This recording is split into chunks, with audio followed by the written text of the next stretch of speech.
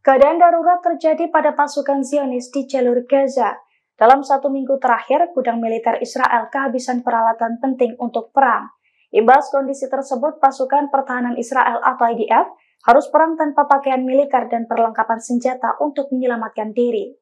Dilansir dari Al-Mayadin pada Senin 8 Juli 2024, kondisi memprihatinkan tersebut diungkapkan oleh situs berita Israel.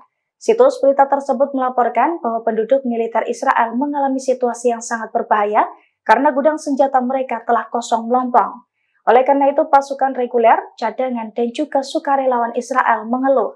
Mereka mengaku kehabisan peralatan penting militer, termasuk baju besi balistik, helm, kacamata optik, dan juga perlengkapan bom yang semuanya dianggap sebagai perlengkapan penyelamatan jiwa.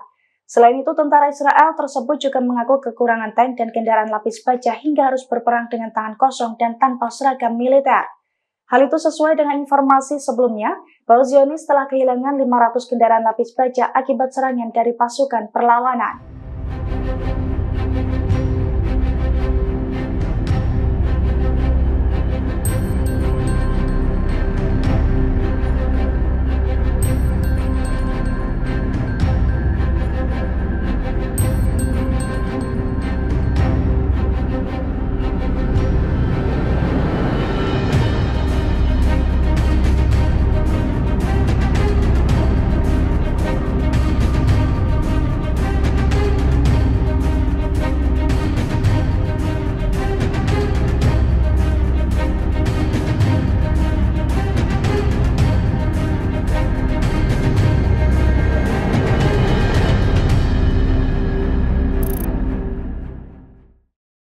Download Tribun X sekarang, menghadirkan lokal menjadi Indonesia.